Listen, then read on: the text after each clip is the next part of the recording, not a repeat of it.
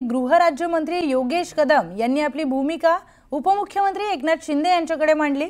शस्त्र परवाना प्रकरणामध्ये नियमानुसार कारवाई करावी असे आदेश पोलीस आयुक्तांना देण्यात आले होते, अशी माहिती योगेश कदम यांनी एकनाथ शिंदे यांना दिली आहे। उपमुख्यमंत्री एकनाथ शिंदेंचं योगेश कदम यांना आश्वासन देण्यात आले, चुकीचं काही केलं नाही तर घाबरायचं कारण नाही असं उपमुख्यमंत्री एकनाथ शिंदे हे योगेश कदम यांना म्हणाले।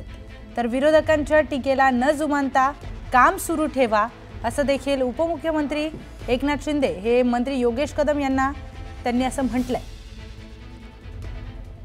घायवळ प्रकरणामध्ये गृहराज्यमंत्री योगेश कदम यांच्या नावाची चर्चा होत होती आणि त्यानंतर त्यांनी उपमुख्यमंत्री एकनाथ शिंदे यांची भेट घेतली। थेट जाऊयात आपले प्रतिनिधी उदय जाधव यांच्याकडे।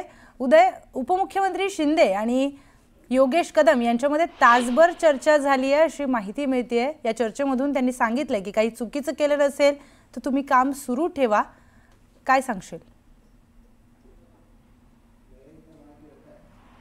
उपमुख्यमंत्री एकनाथ शिंदे यांच्यासोबत गृहराज्यमंत्री योगेश कदम यांची मुक्तागिरी बंगल्यावरती 5 ते 10 मिनिटं भेट झालेली आहे। काही मिनिटांपूर्वीच ही भेट झालेली आहे। ही भेट झाल्यानंतर उपमुख्यमंत्री एकनाथ शिंदे हे त्यांच्या नियोजित दौरा संभाजीनगर येथे रवाना झालेले आहेत। मात्र या भेटीमध्ये नेमकं काय घडलेलं आहे तर गृहराज्यमंत्री योगेश कदम यांनी उपमुख्यमंत्री एकनाथ शिंदे जे त्यांच्या पक्षाचे म्हणजे शिवसेनेचे मुख्य नेते देखील आहेत त्यांना संपूर्ण प्रकरणाची माहिती दिलेली आहे। सचिन गायवळ जो शस्त्र परवाना प्रकरण आहे त्या प्रकरणाची इत्थंभूत माहिती जी आहे ती त्यांनी उपमुख्यमंत्री एकनाथ शिंदे यांना दिलेली आहे। त्याही ऐकून घेतल्यानंतर उपमुख्यमंत्री एकनाथ शिंदे यांनी योगेश कदम यांच्या पाठीशी ठामपणे उभं राहण्याचा निर्णय घेतलेला आहे।